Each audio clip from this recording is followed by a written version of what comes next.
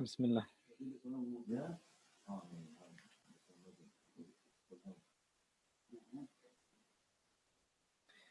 السلام عليكم ورحمة الله وبركاته. إخوتي and أخواتي, my dear respected brothers and sisters. How's everybody doing? I hope you're all well. Wa alaikum assalam wa rahmatullahi wa barakatuh. Mamun Mamiji in Canada. Ashraf is in the house, mashallah, with his clear Qur'an translation. AA, mashallah, wa alaikum salam. Khayyam, also in the house, wa alaikum salam.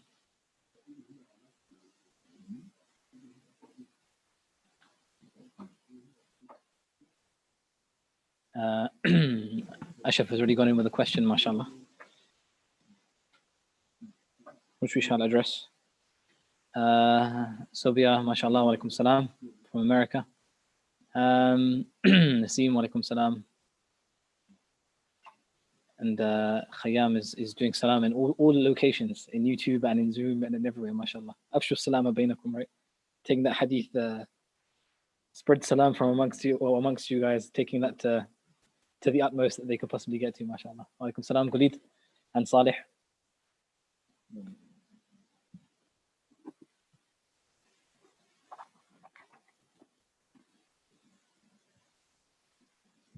Wa alaikum salam, Gary, good to see you here. Sabih, wa alaikum salam.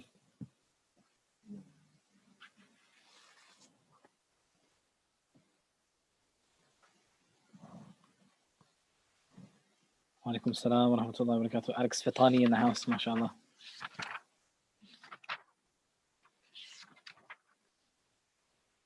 Wa alaikum salam, Shaheen. A big shout out to the silent guests as well. Those who they're present, they're with us, but they see us from where we can't see them. MashaAllah. Let me just turn my phone on silent.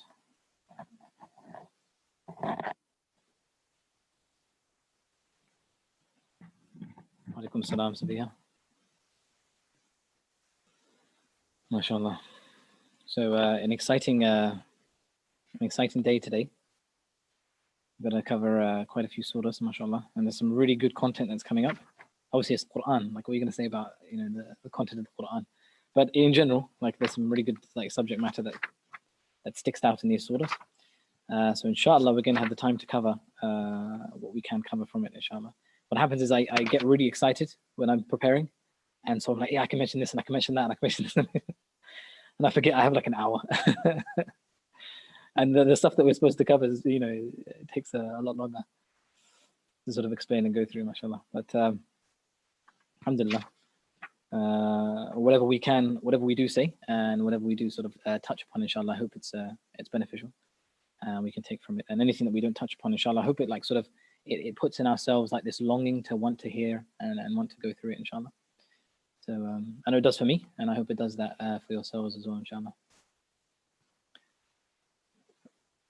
So Ashraf is asking, when he left his people and those they served beside God, we granted him Isaac and Jacob and made them both prophets. How is Prophet Jacob related to Prophet Abraham? Pardon my ignorance. Yaqub, he was the son of Ishaq. So he was the grandson of Ibrahim alayhi salam. No need to seek pardon for that, inshallah. Wa alaikum salam, Ayman. Good to see you in the house, mashallah. You have hinted at the dichotomy of deen and dunya in your talks and clearly underpins much of what is at the core of the Qur'an. In practical terms, what does it mean? I am a lawyer and I want to exceed in my role and enjoy the benefits that come with that, but I also want to ensure that I comply with my religious requirements. Yeah, mashallah. So the sort of the balance between the deen and the dunya. So the dunya is basically the illusion that is around us, that we think has importance but doesn't actually have importance. And the balance between the two is just basically, as you're part of the dunya and you have to live through it no matter what happens. That's why you don't pray with your eyes closed, you pray with your eyes open. So you are part and parcel of this world, and you have to go through it, and you have to go through all the cycles that any other human being goes through. But you have to remember that your return is to Allah subhanahu wa ta'ala. So if anything in the dunya distracts you from that return and takes you away from that return, and the negative facets of the human character are being sort of encouraged in you to come out and come to the fore and take control of your own self, then that is when sort of the balance is sort of tripped and triggered, and the dunya outweighs the deen. And anytime the dunya outweighs the deen, you're in big trouble. So as long as you are, maintaining that balance, and even if the deen sort of outweighs the dunya, that's fine. But if the dunya outweighs the deen, then that's always going to be an issue. But when the deen outweighs the dunya, it's never an issue. 9 times out of 10, never an issue, unless there is elements of the dunya within the deen, right? So a person could spend his entire life in the worship of Allah subhanahu wa ta'ala, but he has that pride and arrogance that's inside his heart that he's done so much and he's worshipped Allah, and you know what I mean? And he thinks he's closer to Allah than others. Now that becomes the dunya entering into your deen. So it's that balance, and it's quite a deep topic, and there's a lot more things to cover within it, because how deep do you want to go, right? So there's one thing of just doing things in the dunya, but there's that's the physical, but then there's the metaphysical aspect of your own heart and your own soul, and how it's being affected by the things that you're doing, whether that be in the dunya or in the deen as well. And how to recognize certain characteristics. And then you have influences, external influences. They are either the angelic influences of your ruh and those things that are connected to Allah subhanahu wa ta'ala, and there are the satanic influences of the shaitan and the shaitan from the jinn and the ins around you as well that are influencing. So recognizing where your weaknesses are, where these sort of attacks are coming from, where these influences are coming from, and how to sort of put a stop to them, how to close the door so that you're no longer being influenced by them and you can actually focus on being on the sirat al-mustaqim. That's the most important thing here, right? Ihdina sirat al-mustaqim. Right back in Surah Al-Fatiha. All of that comes right back to Surah Al-Fatiha. That you stay upon the sirat al-mustaqim, that straight path. Right? It ends with Allah subhanahu wa ta'ala, and you only end with Allah subhanahu wa ta'ala when you die. That means you just have to stay on this path no matter what happens in this dunya. And unfortunately, everybody's trying to push you off that path. They're trying to drag you off, take you off that path from every which way. So it's about balancing that, inshallah. So a lot deeper topic. I'm certain that doesn't answer the question. But inshallah, perhaps in sort of secondary and more tertiary sort of sessions, we can perhaps go through these sorts of topics in a little bit more detail, inshallah. And it'll come up through our sessions later on, inshallah. I know Surah Qaf, there's stuff coming up there. Surah Qiyamah, there's stuff coming up there with regards to sort of the balancing between the two, inshallah. Okay, let's start, inshallah. I know you guys have preempted some questions, but I'll get to those, inshallah, a little bit later. Without further ado, أعوذ بالله من الشيطان الرجيم بسم الله الرحمن الرحيم الحمد لله رب العالمين وأصلي وأسلم على من بعث رحمة للعالمين سيدنا محمد وعلى آله وصحبه أجمعين وبعد السلام عليكم ورحمة الله وبركاته. Brothers and sisters, and welcome to part number 23 of our Quranic Synopsis series, where we are going through the Quran juz by juz and covering those things that are mentioned in it, surah by surah, insha'Allah ta'ala, ayah by ayah, or not ayah by ayah, but perhaps on another time, inshallah, when we have more time at our disposal.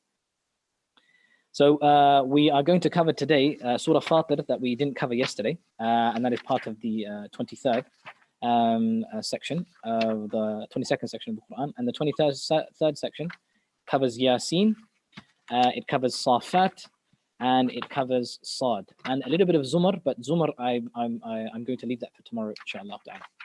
So let's start with Fatir. Let's go back to Fatir. So in Surah Fatir, Fatir is called the originator. Fatir, Fatir al-Shay, the one who brings something out of nothing. Right? Something wasn't there, and now something is there. That's Fatir, the originator. So obviously the title of the surah kind of gives you an idea of the subject matter of what's going to come up in it. In it, Allah subhanahu wa ta'ala is going to literally sort of blitz the mind of the listeners with his amazing signs that are everywhere for people to recognize and to see. And obviously this is a Meccan surah, so it's a time when the mushrikun of Quraysh, they're denying the Prophet sallallahu alaihi wasallam, denying the prophethood.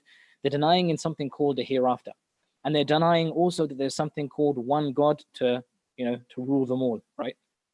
And all these other false gods that they've set up besides Allah subhanahu wa ta'ala, they have no authority whatsoever. So they are pushing back all of these things that the Prophet ﷺ has come with, all of these sort of lessons and principles that he is teaching his followers and the pagans of Mecca by extension. So Allah subhanahu wa ta'ala, he's sort of he lists a bunch of his signs, and it just shows his majesty and his power and his ability to do all things. That these people, they think that, okay, we're not going to be raised up by Allah after our death, and how is Allah subhanahu wa ta'ala going to bring life to the dead, and so on and so forth. So Allah subhanahu wa ta'ala brings all these these really, really powerful things that he has created. Now within those things that Allah subhanahu wa ta'ala is he's talking about,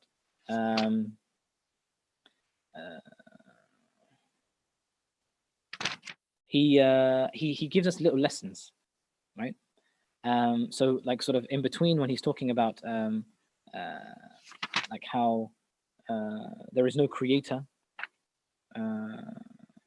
that provides for you in the heavens and the earth,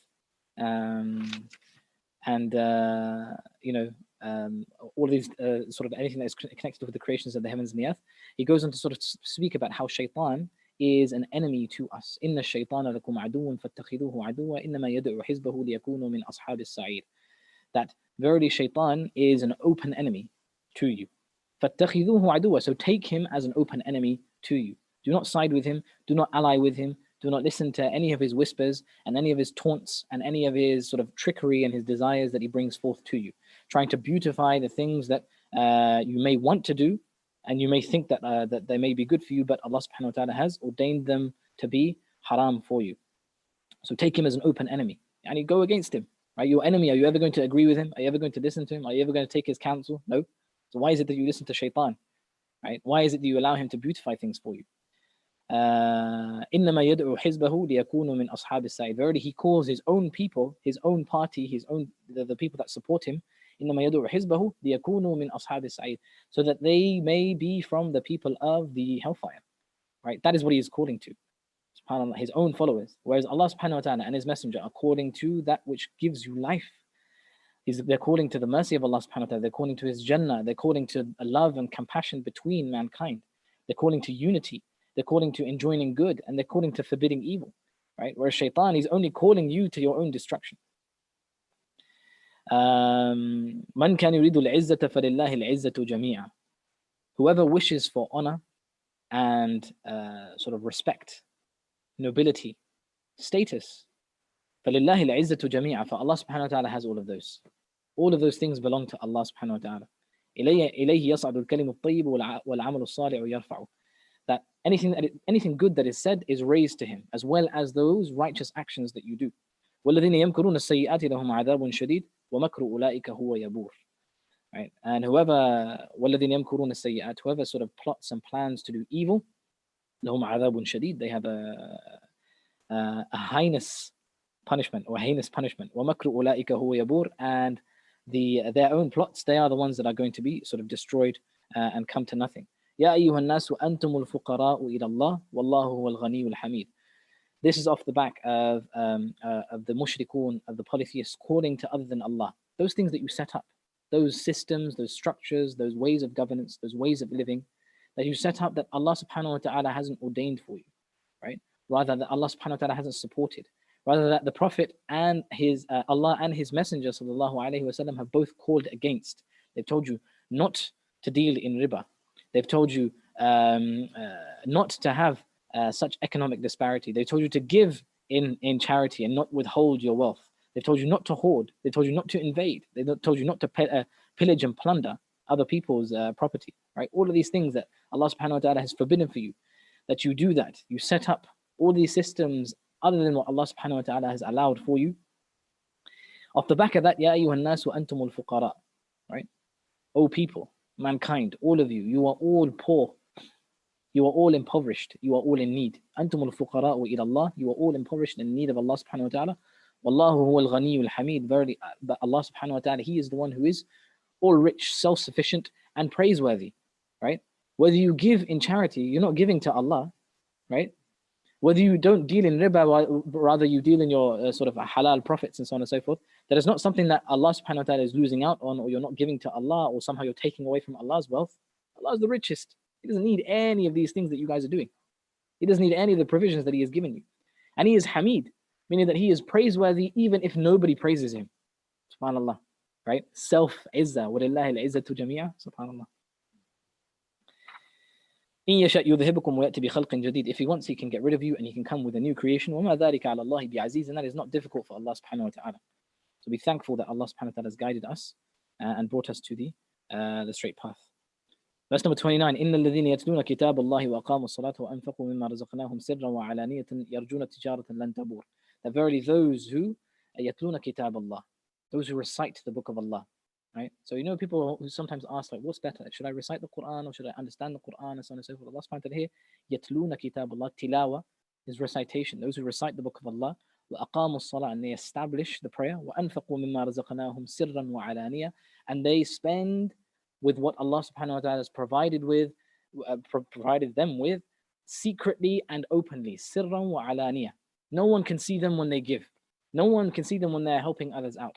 No one can see them when they are, they're placing things in certain places in order for others to benefit from. Nobody can see them do that. And other times, everybody can see them do that. Right? Sirran wa alaniya. Yarjuna tijaratan lan tabur. They are hoping for a deal, a transaction, a contract with Allah subhanahu wa ta'ala that will never ever cause bankruptcy. It will never ever cause loss. It is only ever going to bring them profits. لِيُوَفِّيَهُمْ أُجُورَهُمْ وَيَزِيدَهُم مِّن فَضْلِهِ, and so that Allah subhanahu wa ta'ala can grant them all of their rewards in full, and He can increase them with His own favor.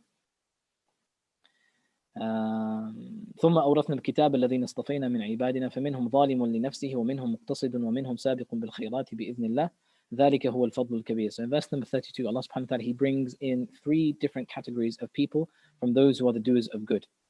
Right? ثم أورثنا الكتاب الذين اصطفينا من عبادنا فمنهم ظالم لنفسه. So those who came after revelations were revealed, right? That is us. Right? So the revelation is revealed with Muhammad sallallahu alaihi wasallam, and now we are here today in the 21st century, way after, hundreds of years later, and we have inherited the book from our predecessors, and we've come now. فَمِنْهُمْ ظَالِمٌ لِنَفْسِهِ. From us, and from those are ظَالِمٌ لِنَفْسِهِ, those who oppress their own selves, and they want to do good, they have iman, and they believe in Allah, and they believe in the Messenger, but they just love they love films, or they just love women, or they love men, on the other hand. Or they just love money, or they love food. So they are falling into their desires left, right, and center. And no matter how much they want to sort of stop falling into these desires of too much eating or too much, engaging in those things which are haram and so on and so forth, as much as they want to leave it, they just find themselves, they keep on falling into it, keep on falling into it, keep on. ظَالِمٌ لِنَفْسِهِ. Right? He is only sort of harming himself. So that's a group from amongst us. Right? The second one is muqtasid. The muqtasid is he who, he strives, he works hard, he prays 5 times a day, he gives his zakat every year. Ramadan comes, he fasts in the month of Ramadan. He does everything that he is obliged to do, right? And he stays off from most of the sins that Allah subhanahu wa ta'ala has forbade him from doing, especially the major ones. He's very scared of those, but he occasionally, falls into some people are backbiting, so he joins in that conversation, right? Everyone else is dealing in riba, so he deals in riba.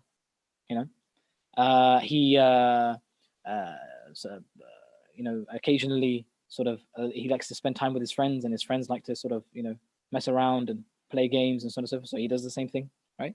So for minhum muqtasid, like he's there, but he's not there. He has good days and he has bad days. Ramadan comes, he's like, mashallah, he's taking time off work, focusing on the Qur'an, is out. He does a khatama of the Qur'an. He goes through a tafsir.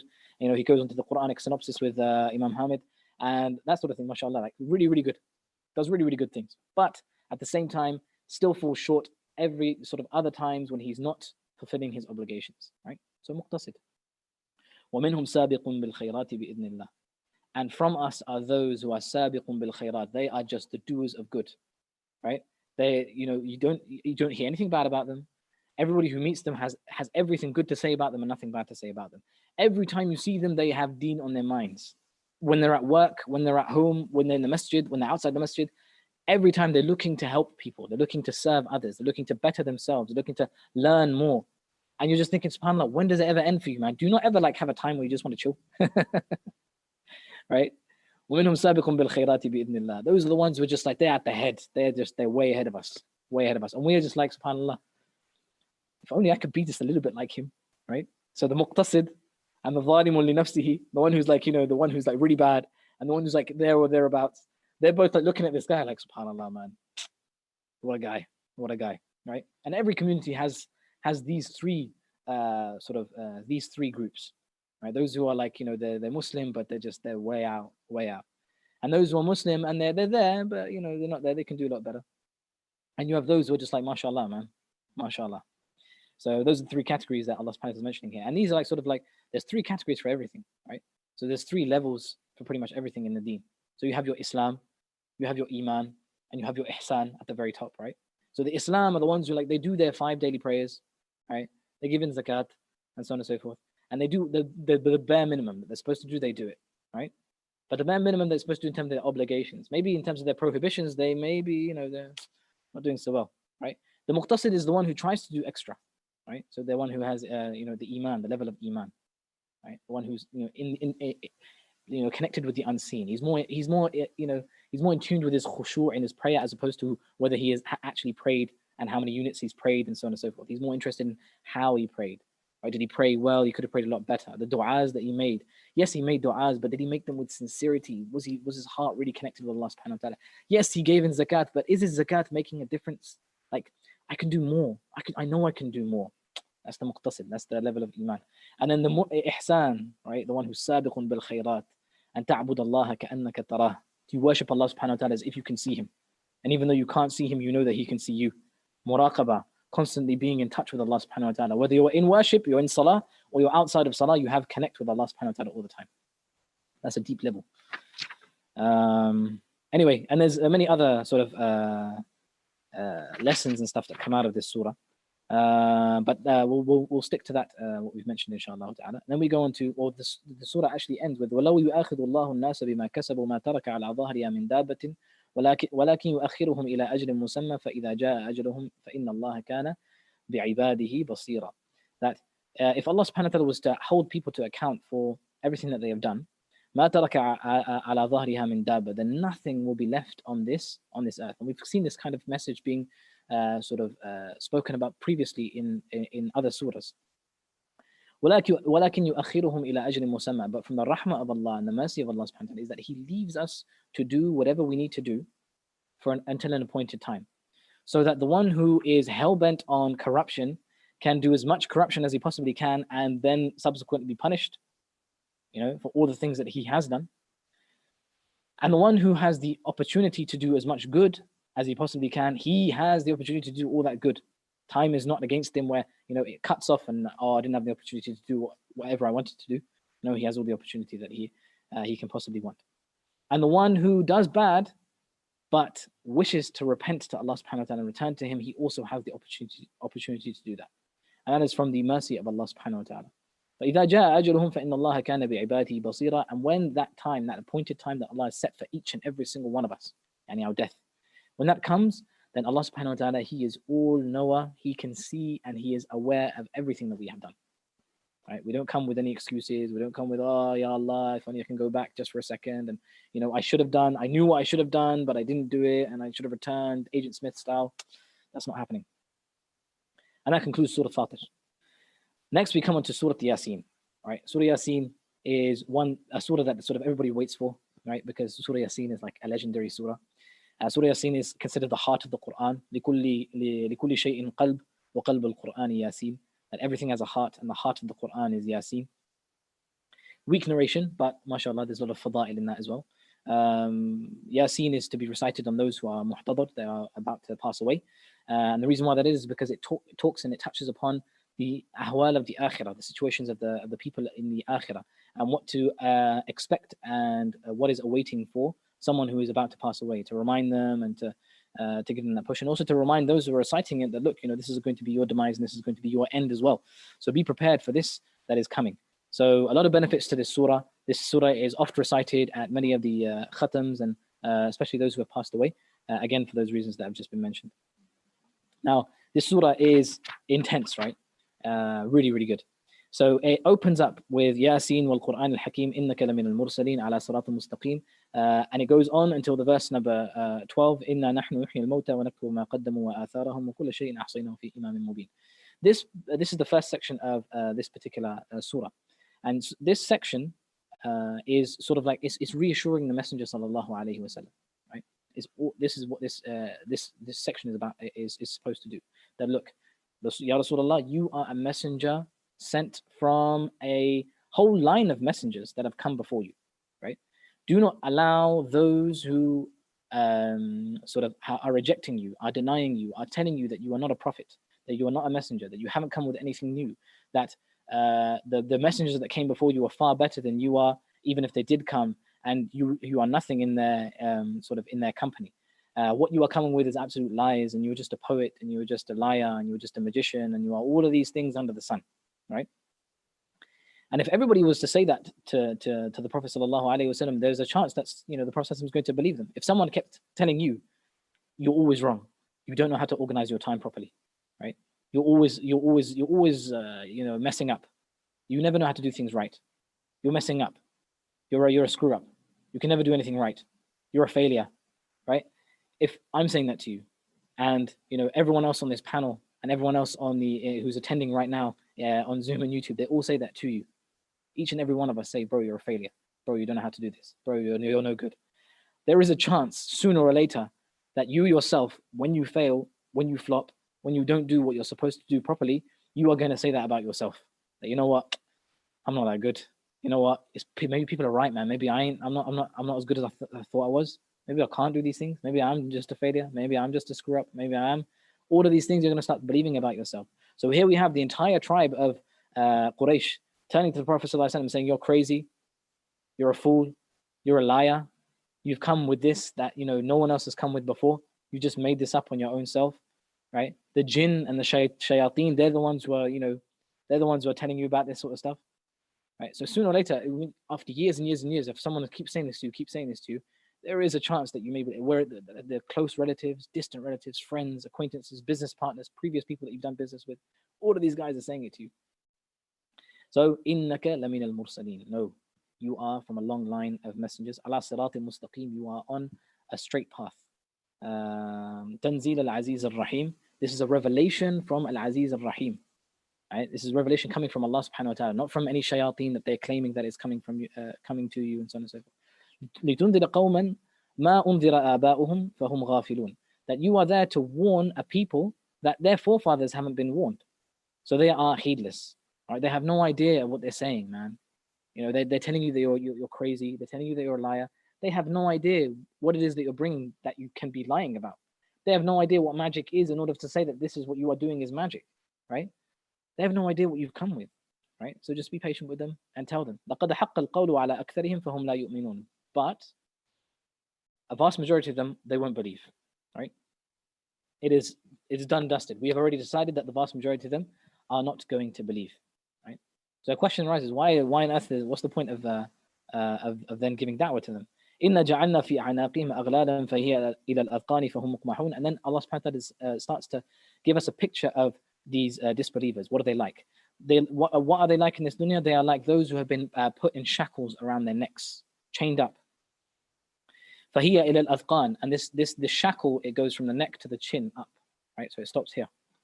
فَهُمْ مُقْمَحُونَ. So they are, they're looking up. They're unaware of what's going on around them. وَجَعَلْنَا مِنْ بَيْنِ أَيْدِيهِمْ سَدًّا وَمِنْ خَلْفِهِمْ سَدًّا فَأَغْشَيْنَاهُمْ فَهُمْ لَا يُبْصِرُونَ. And they have a barrier in front of them and a barrier behind them, and there is a cover on top of them, so they cannot see anything. وَسَوَاءٌ عَلَيْهِمْ أَنذَرْتَهُمْ أَمْ لَمْ تُنذِرْهُمْ لَا يُؤْمِنُونَ. So even if you were to warn them, or you weren't to warn them, it is the same for them. They are not going to believe, right? And these are the people that the Prophet ﷺ is calling to Islam. And Allah subhanahu wa ta'ala is telling him here that these guys aren't going to believe. إِنَّمَا تُنذِرُ مَنِ اتَّبَعَ الذِّكْرَ وَخَشِيَ الرَّحْمَنَ بِالْغَيْبِ فَبَشِّرْهُ بِمَغْفِرَةٍ وَأَجْرٍ كَرِيمٍ. The point of your da'wah, Ya Rasulullah, is to warn everybody, right? And from amongst all of these people, the vast majority of them are going to have their ears closed. They're going to have barriers in front of them, behind them, and so on and so forth. They are not going to see even if you show them. But there are going to be a small group of people. إِنَّمَا تنذر من اتبع الذكر وخشي الرحمن بالغيب. A small group of people that are going to be unseen. They are going to fear Ar-Rahman. They are going to be mindful and they're going to be conscious of Ar-Rahman. They're going to believe. Bil-Ghayb. Bil-Ghayb, in the unseen, right? In a place where you can't see them. You're not going to know about them. فَبَشِّرْهُ بِمَغْفِرَةٍ وَأَجْرٍ كَرِيمٍ. So give glad tidings to this person or this group of people that believe. فَبَشِّرْهُ بِمَغْفِرَةٍ. Give glad tidings of Allah's mercy. وَأَجْرٍ كَرِيمٍ, and a noble reward. إنما نحن نحيي الموتى ونكتب ما قدموا وآثارهم وكل شيء أحصيناه في إمام مبين. That verily we are the ones who give life to the dead. Ajib, right? It's a bit of a strange. So this is the last ayah in this. We'll call it the introduction, right? وَنَكْتُبُ مَا قَدَّمُوا وَآثَارَهُم. And we write down all of their actions, what they have done, what they have put forth for themselves, and what they have done in the past. وَكُلَّ شَيْءٍ أَحْصَيْنَاهُ فِي إِمَامٍ مُبِينٍ. And we have recorded every single detail, every minute, minuscule detail that they have done in a clear book that is in front of them. And the reason why this verse is sort of said here, إِنَّا نَحْنُ نُحْيِي الْمَوْتَى, we bring life to the dead, is Allah is the one who guides. These people are considered dead, right? As long as they're in disbelief, as long as they don't recognize their true purpose in life and why they were created, they are considered dead, right? And only Allah subhanahu wa ta'ala brings life to these people. So, Ya Rasulullah, you are just a messenger. You are there to call. You are there to invite. You are there to inform them. This is what Allah subhanahu wa ta'ala has revealed to you. It is my job to then guide them. It is my job to put that hidayah in their hearts. إِنَّكَ لَا تَهْدِي مَنْ أَحْبَبْتَ وَلَكِنَّ اللَّهَ يَهْدِي مَنْ يَشَاءُ. You do not guide who you love, but it is Allah subhanahu wa ta'ala who guides. He guides who He wills, right? So a really interesting opening. It's reassurance for the Messenger sallallahu alaihi wasallam. It's also a reminder of what his true purpose is and his goal is, which is a reminder and to deliver a message. It is sort of a strength for him that, you know, even though these guys are rejecting him and telling him that he's a liar and and slandering him and putting him down and denigrating him in all of these different ways, that look, you still have a purpose, and that purpose still stands even if they're doing all of these things, right? Even if the vast majority of them don't believe, even after 5, 10, 15 years, 20 years, right? So some of them came into Islam, they were fighting against him all of his life until like the very end, in the 20th, 23rd, 22nd, 23rd year of prophethood, they decided to become Muslim, right? These very same people that at this time this surah was revealed, they were from the Mota, and they became from the Ahya. They were from the dead at this time when the surah was revealed, and by the time the Prophet ﷺ had passed away, they were from those who were alive. وَضْرِبْ لَهُمْ مَثَلًا أَصْحَابَ الْقَرْيَةِ.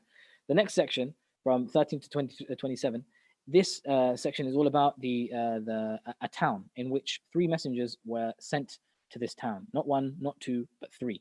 Right? So very, very interesting situation, because a vast majority of towns are only sent with 1 messenger, 2 at most. But here we see a very interesting situation that 3 messengers have been sent to this particular town, right? And they, despite 3 messengers being sent, they disbelieve in them. And what do they disbelieve in them? What is it? Because what is the reason and what is the cause of their disbelief? It is the same reasons that the kuffar of Quraysh have with regards to the Messenger sallallahu alaihi wasallam in disbelieving in him. They say, قالوا ما أنتم إلا بشر مثلنا وما أنزل الرحمن من شيء إن أنتم إلا تكذبون. That verily you guys are just men like us. If Allah would have wanted to send us a messenger, He should have sent us an angel, right? But if Allah subhanahu wa ta'ala sent you an angel, as we took in previous surahs, right? وَلَلَبَسْنَا عَلَيْهِمْ مَا يَلْبِسُونَ, that Allah subhanahu wa ta'ala would have confused them, right? Because they would have said after that He's an angel and He has come with a message from Allah. How on earth are we supposed to follow that which an angel has brought? This is a message only for the angels, not for the human beings, and so on and so forth. So they find a way out and to continue into their misguidance.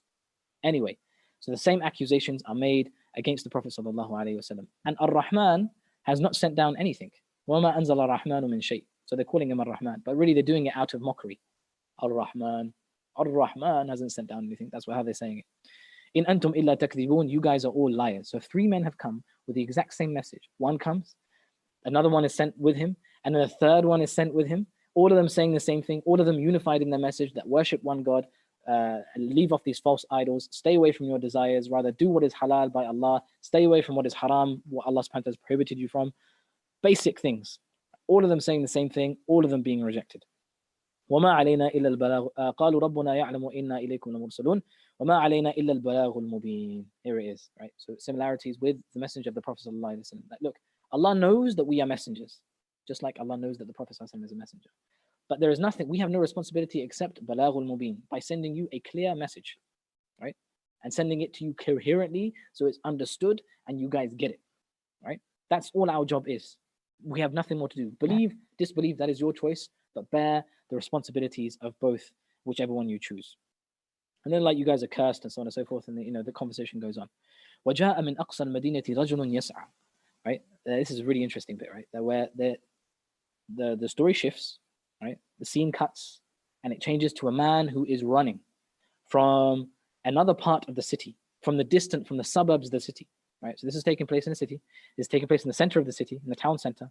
And this guy, cutscene, is coming running all the way from the suburbs of the city, from the edges of the cities, from the outskirts of it, all the way to the center, to this very position of this conversation that is going on between the messengers and the people that they are speaking to, right? And what does he come with? What does he come to say? قال يا قوم اتبعوا المرسلين, right? And by the way, you only run when there's something urgent that you need to, say to someone. You're running towards something, right? And he's not coming by horse, he's not coming by car, he's not coming by plane, meaning that, he's just an average Joe. So he comes, and what does he say? Ya qawm ittabi'u al-mursaleen. Follow these messengers. This is exactly what the messengers have been saying. This guy's come with nothing new. Ittabi'u man la yas'alukum ajran wa hum muhtadun. Follow those who do not ask you for any reward. They don't ask you for a wage, they don't ask you for money, they don't ask you for any prizes. They're not asking you to, depart with your wealth for the message that I have to send to you. Not at all, man. They're not asking for nothing. وَهُمْ مُهْتَدُونَ. Verily they are guided. وَمَا لِيَ لَا أَعْبُدُ الَّذِي فَطَرَنِي وَإِلَيْهِ تُرْجَعُونَ. And why should I not be one of those who worship the one who originated me, who created me? وَإِلَيْهِ تُرْجَعُونَ. And to him you guys will all return. Everything will return to him. أَأَتَّخِذُ مِن دُونِهِ آلِهَةً إِن يُرِدْنِ الرَّحْمَنُ بِضُرٍّ لَا تُغْنِ عَنِّي شَفَاعَتُهُمْ شَيْئًا وَلَا يُنْقِذُونَ. Should I worship other than Allah subhanahu wa ta'ala? But when harm befalls me, that no one can alleviate me from that harm except Allah subhanahu wa ta'ala. These false gods that I worship, these men that I have set up as gods besides Allah, who tell me what is right and tell me what is wrong, when hardship afflicts me and I go to them for help, they don't help me. They can't help me. They can't even help themselves. They just turn away from me. When COVID-19 comes, everyone's like, stay alert, guys. You guys do your thing. You can't help us, right? You can't do anything for us. Subhanallah. So why should I worship you? Why should I follow what you have to say? Inni idha lafi dalali mubin. If I do that, then I'm going to be in a very, very deep, heavily misguided. Inni amantu bi rabbikum fasma'un. Verily, I have believed in your Lord. Fasma'un. So listen to me. And then, cutscene. He's dead. He passes away. قيل ادخل الجنة. It is said to him, enter into Jannah. قال يا ليت قومي يعلمون. Right, so they killed him, or he's passed away. Something's happened, and he's passed away, right? And he's now saying, if only my people knew, right, what I have received for the hardship that I went through, for the efforts that I made, for the da'wah that I gave.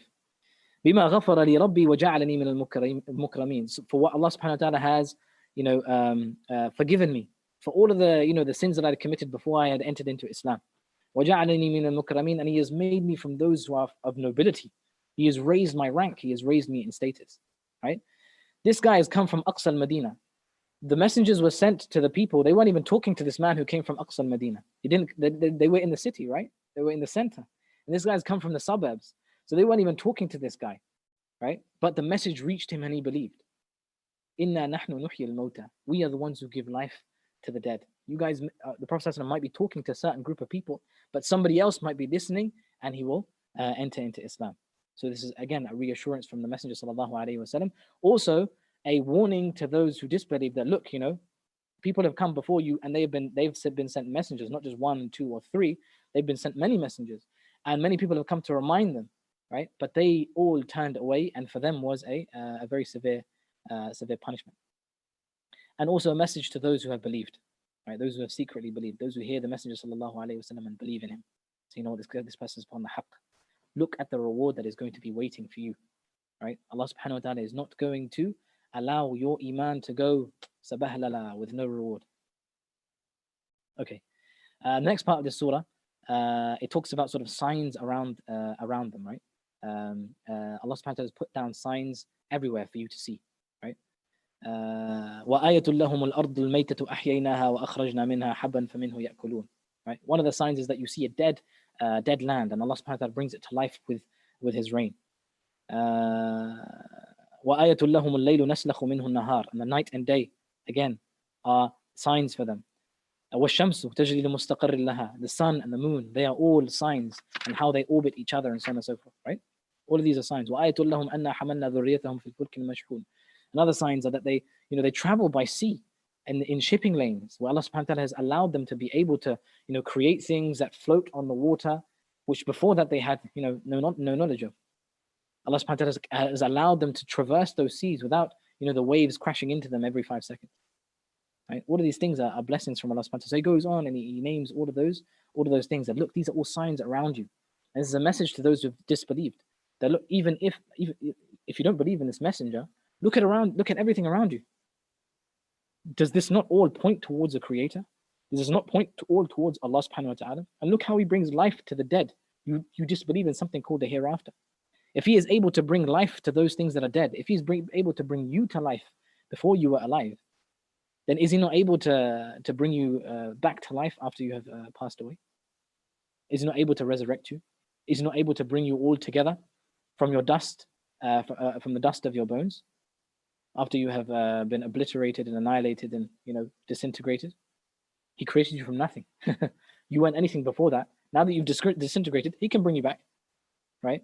To bring something back is much easier from creating something from anew. Anyway, so all of this stuff is talking about these sorts of things. Now, after all of these signs are listed and mentioned, exhaustively on the tongue of the Messenger sallallahu alaihi wasallam, Allah subhanahu wa ta'ala, He talks about how they will still, after all of this, will still turn away. وَإِذَا قِيلَ لَهُمُ اتَّقُوا مَا بَيْنَ أَيْدِيكُمْ وَمَا خَلْفَكُمْ لَعَلَّكُمْ تُرْحَمُونَ. That, be mindful, be aware of everything that is before you and everything that has preceded you, right? لَعَلَّكُمْ تُرْحَمُونَ. So that Allah subhanahu wa ta'ala may have mercy on you. You may be shown Allah's mercy. When it is said to them, be wary of those things, they don't take heed, no matter what happens. Why? Because وَجَعَلْنَا بَيْنَ أَيْدِهِمْ سَدًّا. There is a barrier in front of them. Then there's a barrier behind them, and they are covered. فَأَغْشَيْنَاهُمْ فَهُمْ لَا يُبْصِرُونَ, right? وَمَا تَأْتِيهِمْ مِنْ آيَةٍ مِنْ آيَاتِ رَبِّهِمْ إِلَّا كَانُوا عَنْهَا مُعْرِضِينَ. And not a verse or a sign that comes to them from Allah subhanahu wa ta'ala, from you, except that they turn away from it. وَإِذَا قِيلَ لَهُمْ أَنْفِقُوا مِمَّا رَزَقَكُمُ اللَّهُ قَالَ الَّذِينَ كَفَرُوا لِلَّذِينَ آمَنُوا أَنُطْعِمُ مَنْ لَوْ يَشَاءُ اللَّهُ أَطْعَمَهُ إِنْ أَنْتُمْ إِلَّا فِي ضَلَالٍ مُبِينٍ. Right? And when it is said to them, spend in the way of Allah, help out those who are needy. There's so many people struggling in the world, struggling in your own community as well.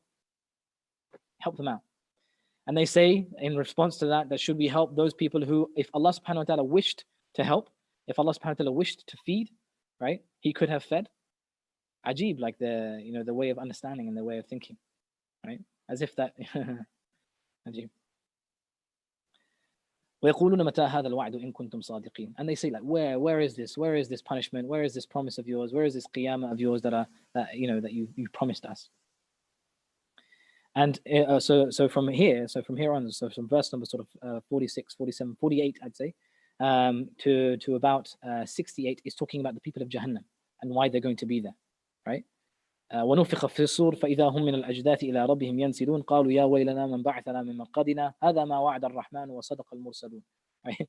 On the day of judgment, the trumpet's going to be blown. They're all going to come out of their graves and they're going to be like, waylana, oh my God, it was true. The messengers that came with the message, they were telling the truth.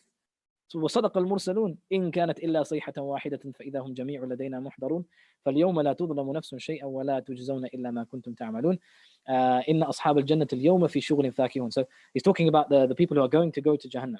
They are raised and they recognize that what they are told was true, right? ألم أعهد إليكم يا بني آدم ألا تعبدوا الشيطان إنه لكم عدو مبين. Then it goes on again to warn and sort of describe those who are going to be in Jahannam. Now, within this description of those people who are going to be in Jahannam, you have a small little cameo of those who are going to be in Jannah. إن أصحاب الجنة اليوم في شغل فاكهون. The people of Jannah, they're going to be in gardens, and they're going to have like, fruits around them, and they're going to be busy with that, right? These guys are getting punished, and the people of Jannah are going to be busy in their na'im. Hum wa azwajuhum fi dhilalin ala al-ara'ik muttaqi'un. And it goes on to describe, some of the blessings and the wonders that they're going to find in Jannah. Salamun qawlan min Rabbir Rahim. And they're going to be sent peace. They're going to be sent salam by Allah subhanahu wa ta'ala. Allah is going to give them his salam. وَامْتَازُوا الْيَوْمَ أَيُّهَا الْمُجْرِمُونَ. Right, and it goes back to the people of Jahannam. And it goes on a long sort of description and a scary description of what their end is going to be like, right? So a lot more of a focus on the people of Jahannam as opposed to the people of Jannah, because this surah is kind of directed towards those who have denied the Prophet ﷺ, whilst addressing the small band of Muslims that have followed the Messenger ﷺ, وَخَشْيَ الرَّحْمَنَ بِالْغَيْبِ, and they have done so in the unseen, and no one else knows about their iman. And then sort of towards the end of the surah, وَمَا عَلَّمْنَاهُ الشِّعْرَ وَمَا يَنْبَغِي لَهُ إِنْ هُوَ إِلَّا ذِكْرٌ وَقُرْآنٌ مُبِينٌ. That this is not poetry that Allah subhanahu wa ta'ala has revealed to the Messenger sallallahu alayhi wasallam, and it's not befitting for the Messenger sallallahu alayhi wasallam to have learnt and be sort of a poet and someone who is well versed in poetry. And the reason why that is because we mentioned last time, or sort of a couple of days ago, about how poets at the time of the Messenger sallallahu alayhi wasallam, they were just entertainers, right? They were like actors. They were like our celebrities of today. They said that which they did not do. They claimed things, they pretended to have a persona, but behind closed doors they were just alcoholics and druggies. In huwa illa dhikrun wa Qur'anun mubin. Verily, what you have come with is a Qur'an, is a reminder and a clear Qur'an. لِيُنذِرَ مَنْ كَانَ حَيًّا وَيَحِقَّ الْقَوْلُ عَلَى الْكَافِرِينَ. To warn those who have been given life. Subhanallah, right? Inna nahnu nuhyi al-mawta. Those whom Allah subhanahu wa ta'ala have guided. This Qur'an is for them, right? It's a warning for them, so they don't fall into the sins, and they don't regress after they have believed. It's a warning for them. But it's also, this Qur'an is a benefit and it's a reminder for them, right? They are the ones who their iman increases every time this Qur'an is recited. And for the kuffar and for those who disbelieve, this Qur'an is a hujjah. وَيَحِقَّ الْقَوْلُ عَلَى الْكَافِرِينَ. It's a hujjah for them. Every time this Qur'an is recited in front of them, they increase in their animosity. They increase in their disbelief. This is just fairy stories. مَا هِيَ إِلَّا أَسَاطِيرُ الْأَوَّلِينَ. Right? This is something that's just made up by Muhammad in the middle of a desert. Right?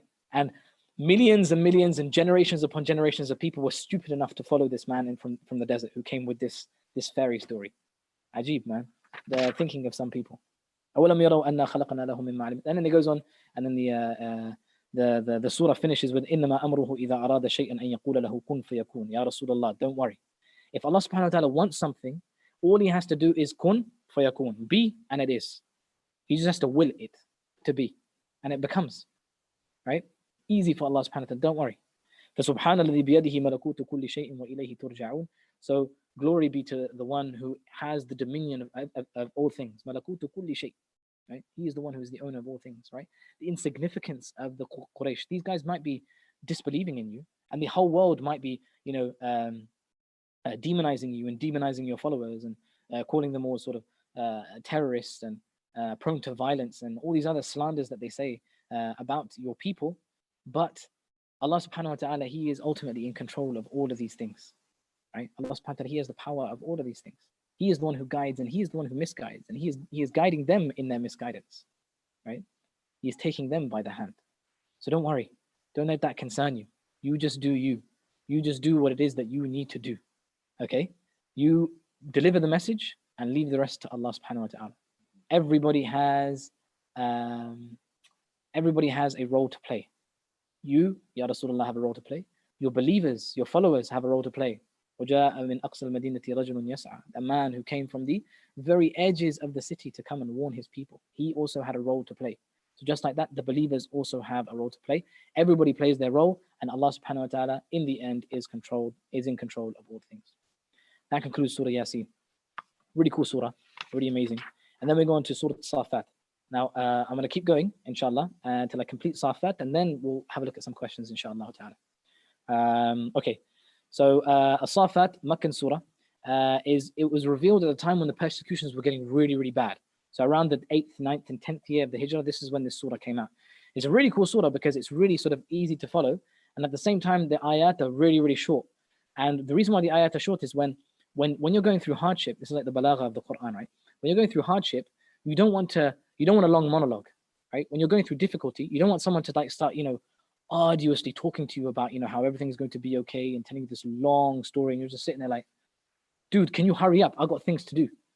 I'm getting persecuted here. People are chasing me because of me saying La ilaha illallah. I've done nothing wrong. All I want is just to survive. And you were just like telling me this long story. Just tell me what you need to tell me and let me go on my way, right? So the ayat, they come in really short, quick ayat, straight to the point. No, sort of beating around the bush, no long sort of, explanation, no long stories or anything like that. Whilst the stories sometimes in the total number of the ayat are quite long, and because the surah in and of itself is quite long. I think it's around 200 or so, just under 200, 182 ayat, so it's pretty long. But it's ayat are really short and they're sharp and they're quick and they're to the point, right? So it gets the message across in as little words as possible, and you're on your way. So it opens up with speaking about was-Saffat Saffa. So it's called Saffat, and Saffat are sort of those who are in rows, and it's referring to the angels, right? The angels are in rows, and what that sort of gives you a picture of is the angels are in rows, as if like an army. Was-Saffat Saffa is like an army, sort of their battalions all sort of lining up, and they're lining up, on their marches that they do, right? And they're marching in front of like the leader or whatever. The leader's like waving, or the queen is waving, and all the troops are going across, right?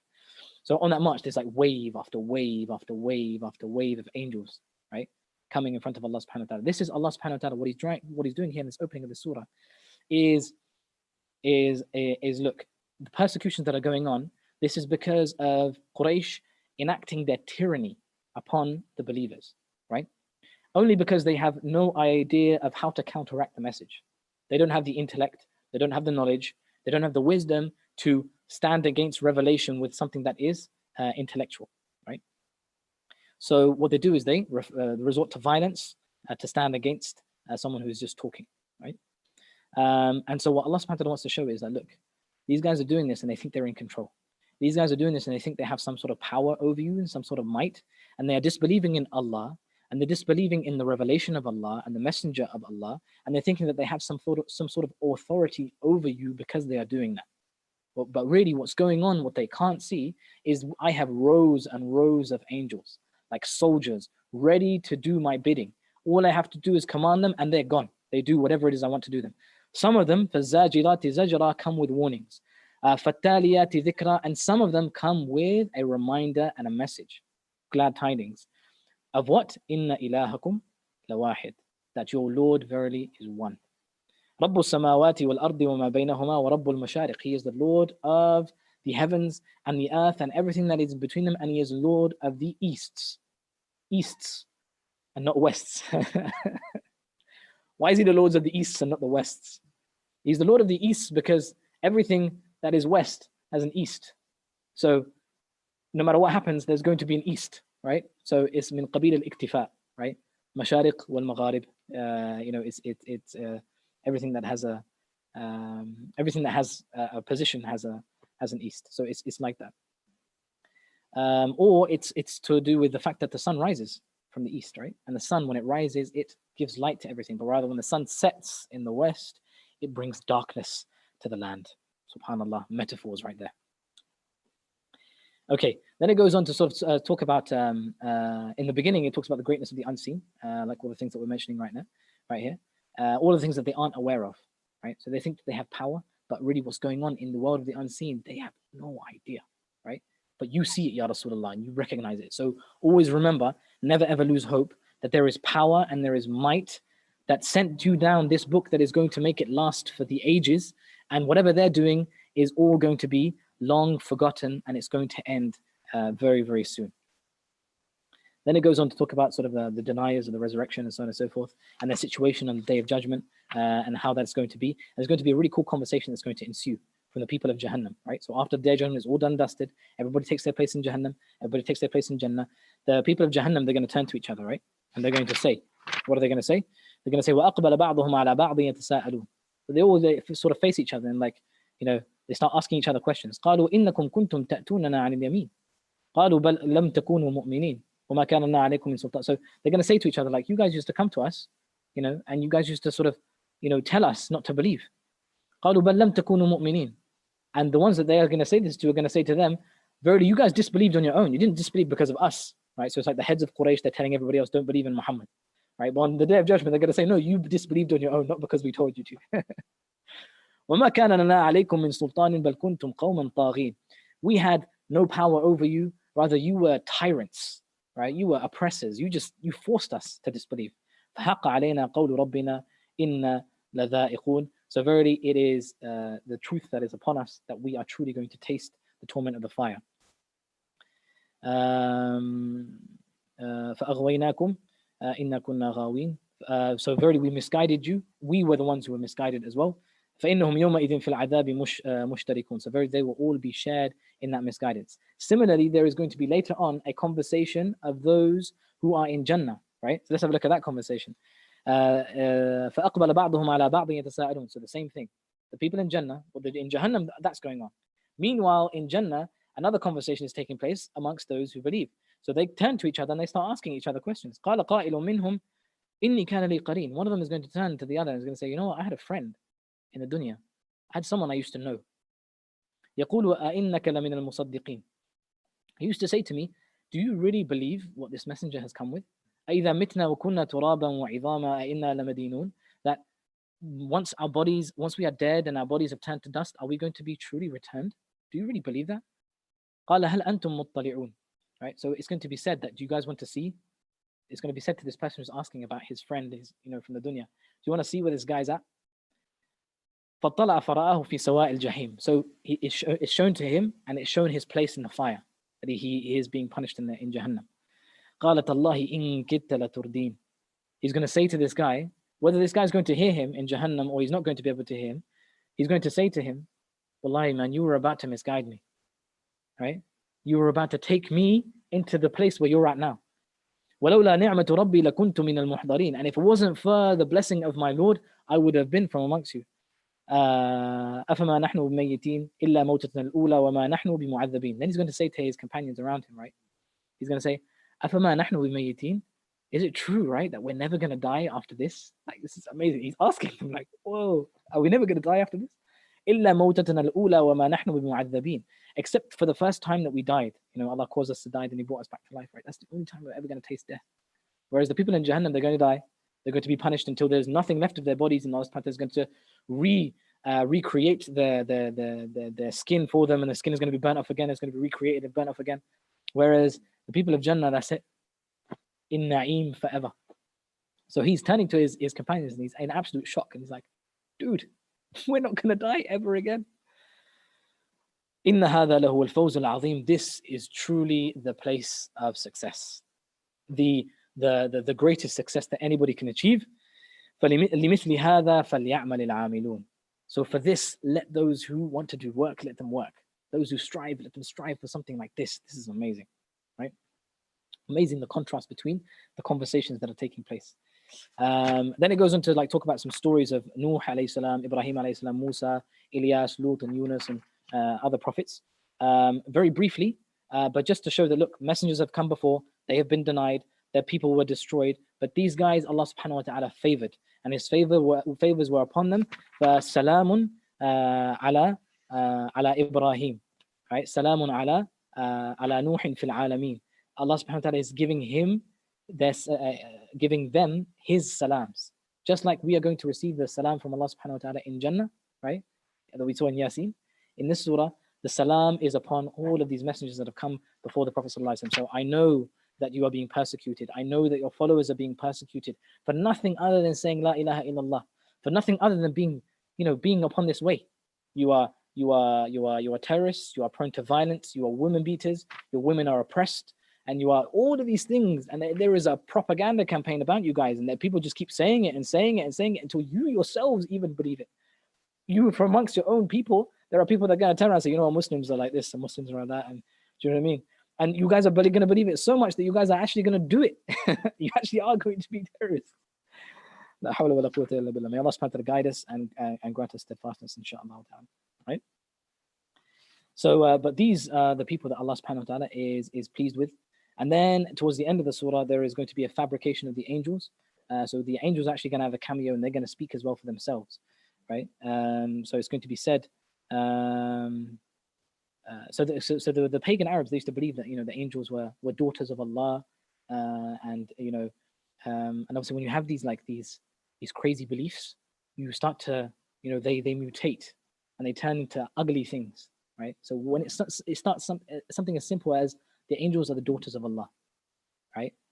To those daughters now need to get married and have children and other things, and all these weird and wacky and sometimes even lewd and disgusting beliefs that they end up evolving into, right? So it all starts as something benign and simple, but it mutates into something a lot worse.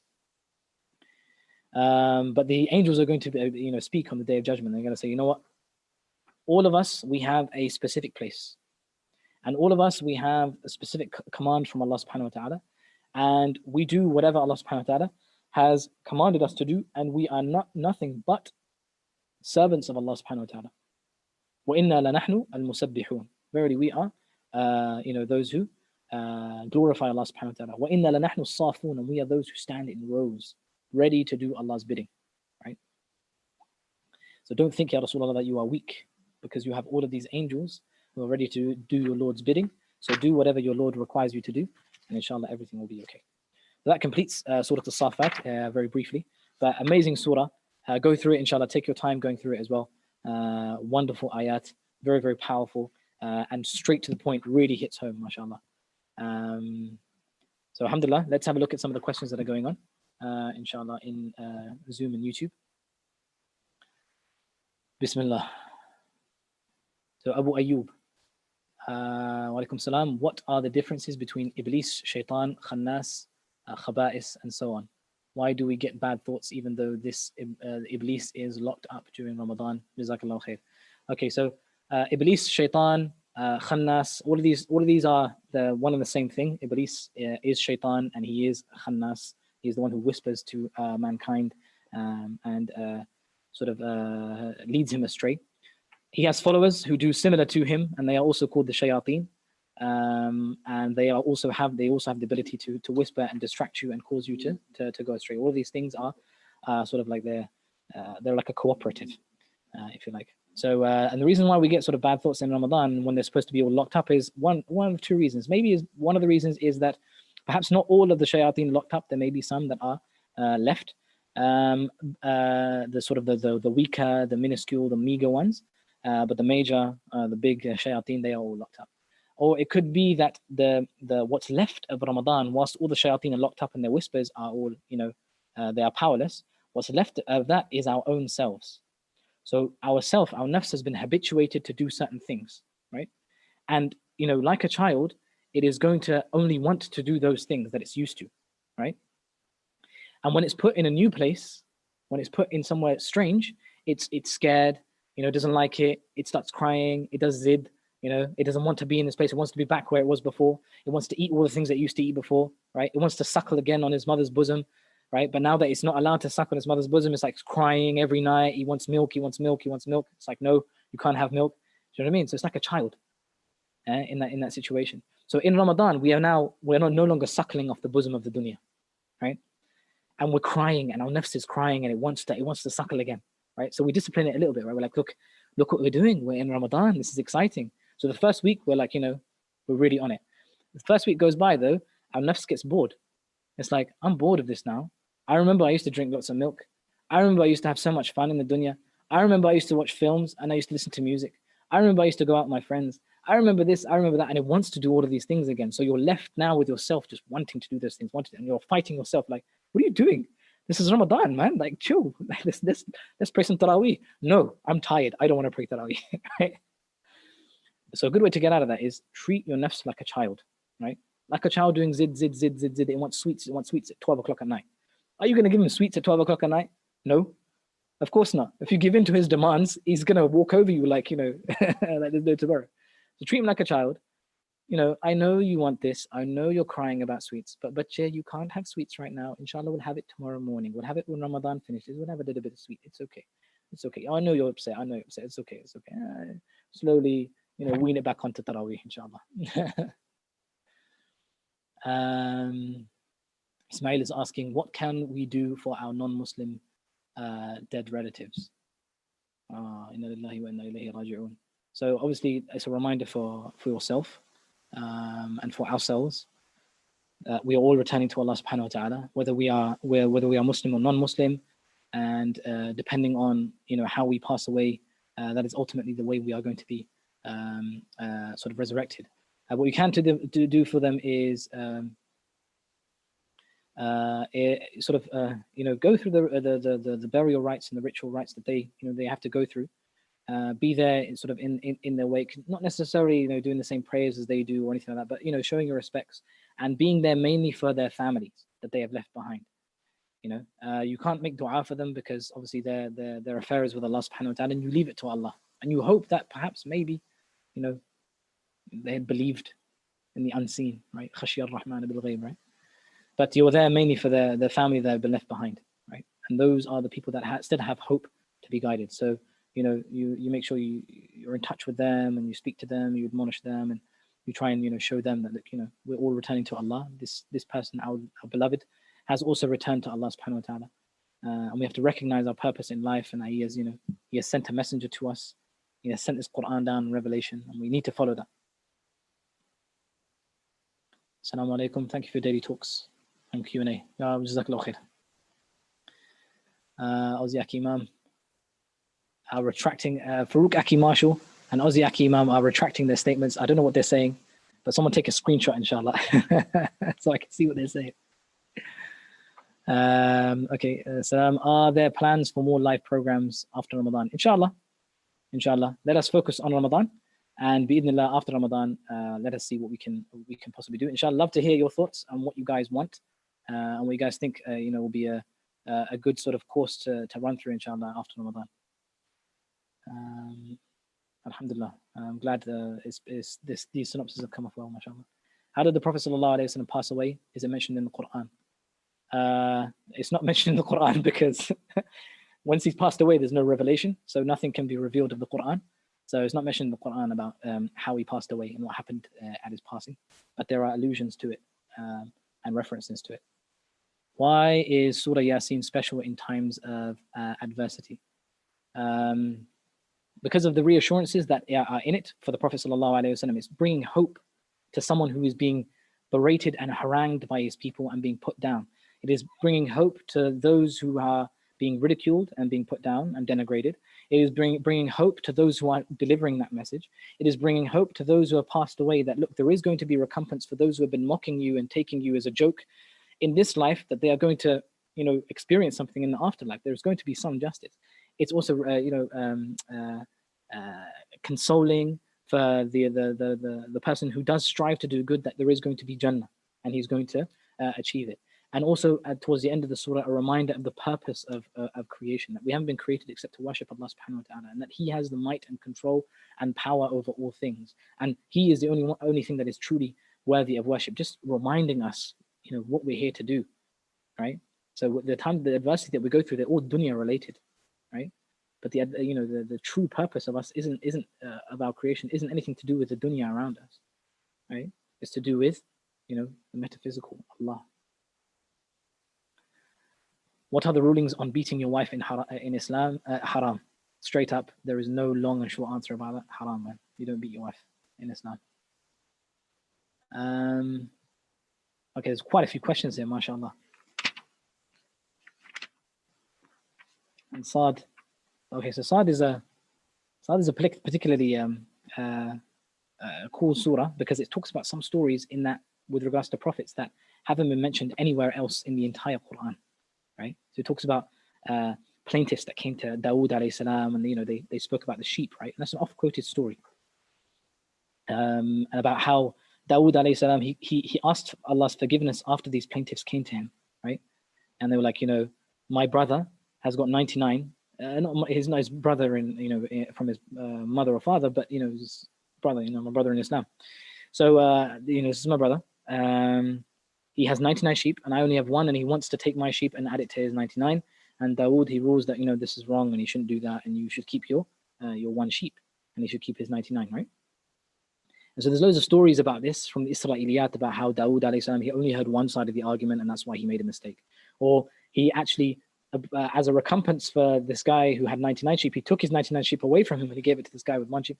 All these other stories, I don't really know the authenticity of all of them, but none of the reasoning is mentioned in the Qur'an.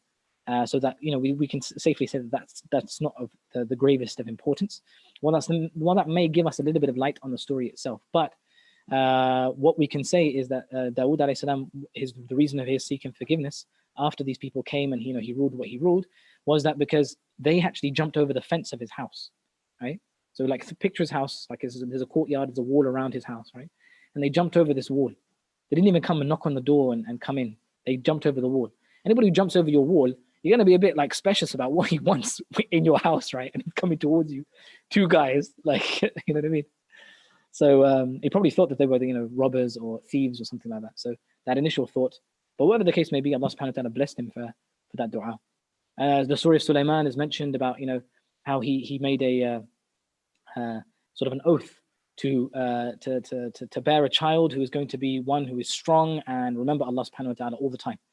And so he went to his wives, each and every single one of them, and none of them bore him a child except one that was disfigured and that sat on his throne.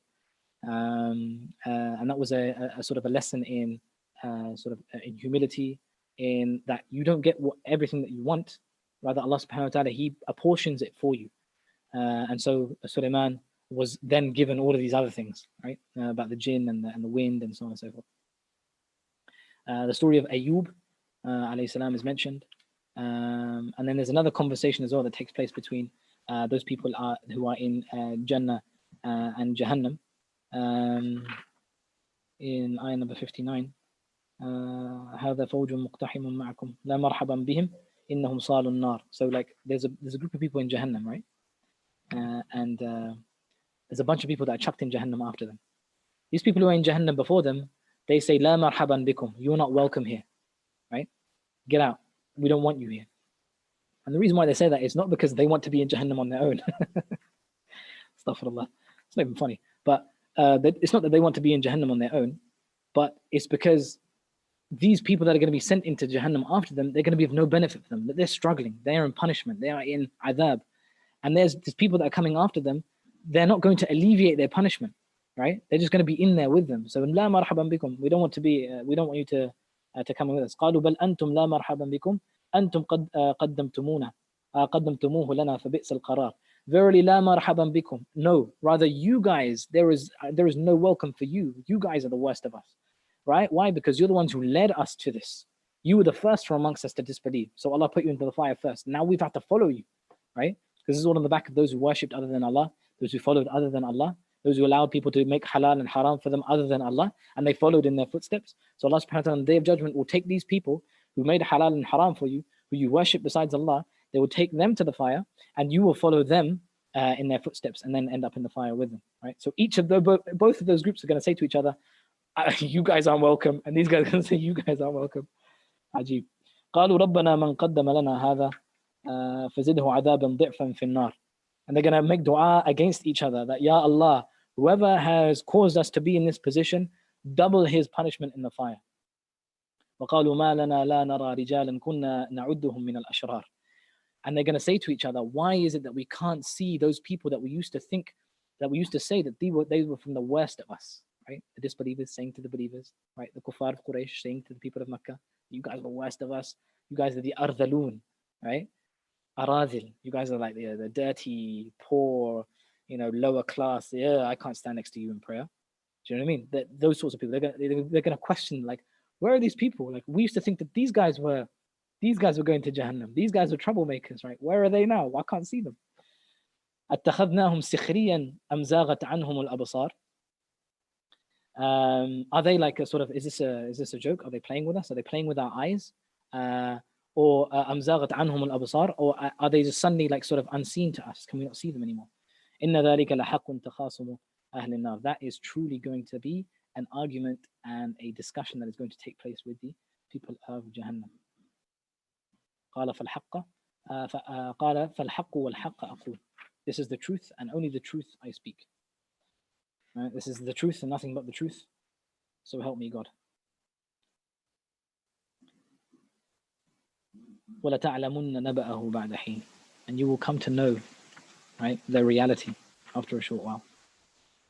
So actually, this surah actually complements Saffat really, really well. So Sad and Saffat is like a follow-on from Saffat. The Saffat were talking about all the things that we spoke about, the conversations of Jannah, the people of Jannah, people of Jahannam, and what's going on with them. Then this surah Sad is a follow-on and revealed around about the same time as well, right? The opening of this surah, actually, it would be nice to actually speak about the opening of this surah. I'm kind of like doing it in a different way, but the opening of this surah is intense, right? So the opening of the surah, the backdrop of it is that a group of people came up to Abu Talib on his deathbed. So Abu Talib, obviously, he was the defender of the Messenger sallallahu alaihi wasallam. He looked out for him when he was weak and when he was oppressed. And the kuffar of Quraysh wouldn't touch the Prophet sallallahu alaihi wasallam because of Abu Talib. Abu Talib was now on his deathbed and he was passing away. So a group of the heads of Quraysh, they went to Abu Talib on his deathbed. Abu Jahl, Abu Sufyan, Umayyah ibn Khalaf, and all these the big heads, right? And they said to him, like, look, let's make a deal with your nephew, right? That let him believe in whatever he wants to believe. Let him worship whoever he wants to worship. And we will worship anybody that we want to worship, and let it be at that. You do what you do, and we do what we'll do, and none of us will get in each other's way, right? But we all know it doesn't work like that. The Prophet ﷺ, he came and he worshipped, and just because he worshipped, you guys persecuted him, made fun of him, mocked him, put him down, just because you had a small iota of authority over him. So you're saying this to Abu Talib, right? And if we go with what you say and we believe in what you say, it's not going to happen. You're going to oppress us anyway, right? It's going to happen.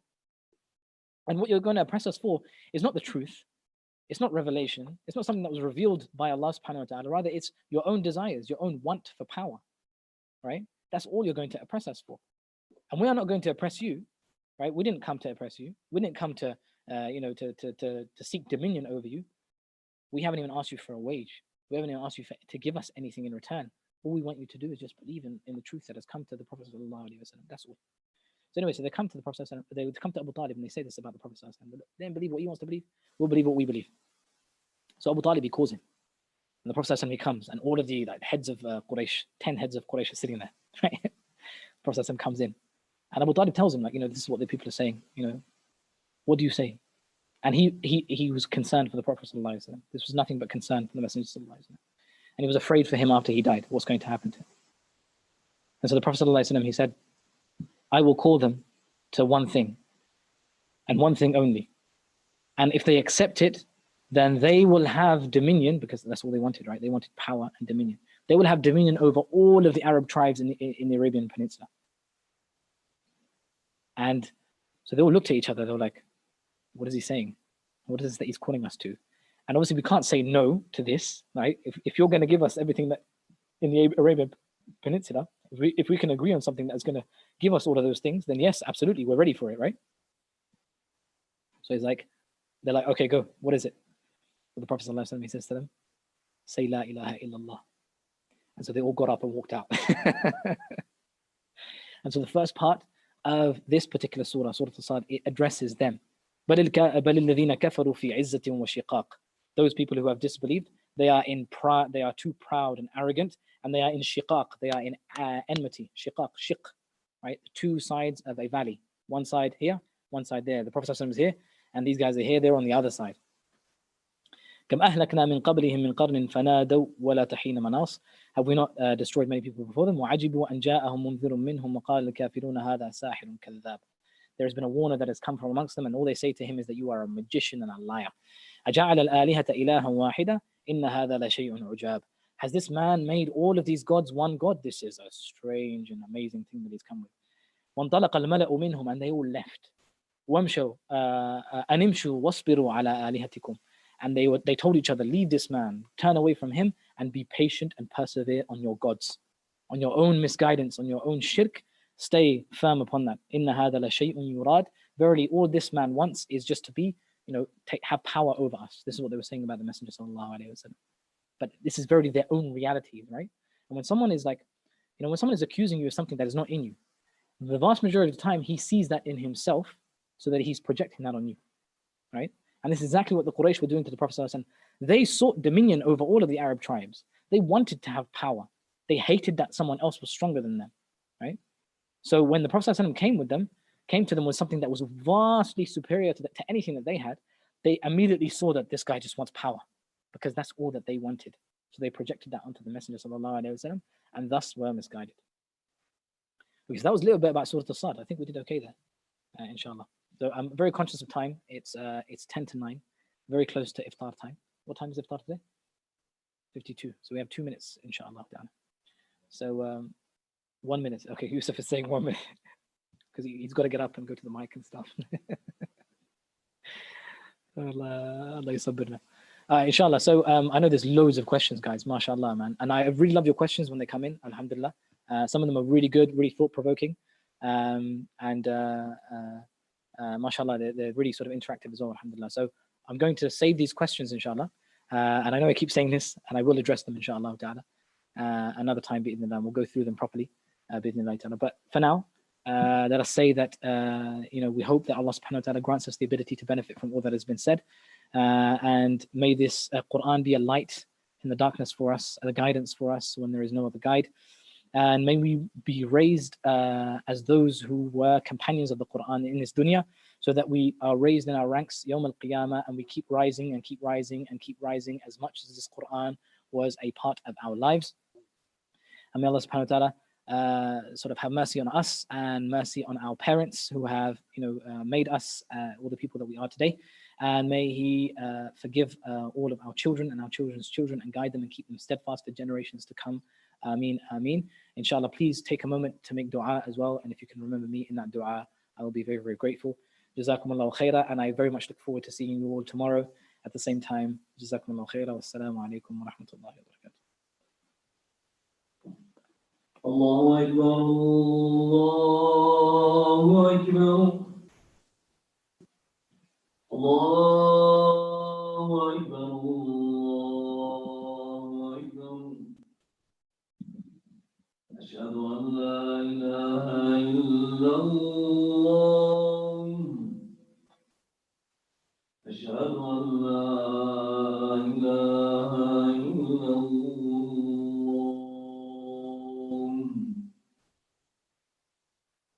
أشهد أن محمدا رسول الله. أشهد أن محمدا رسول الله. حي على الصلاة.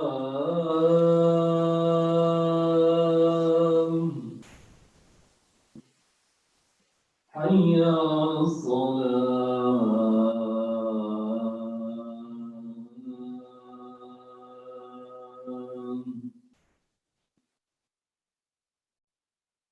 حي على الفلاح.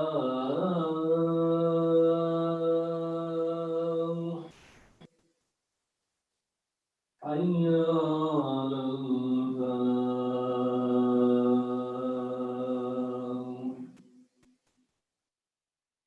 الله أكبر، الله أكبر. لا إله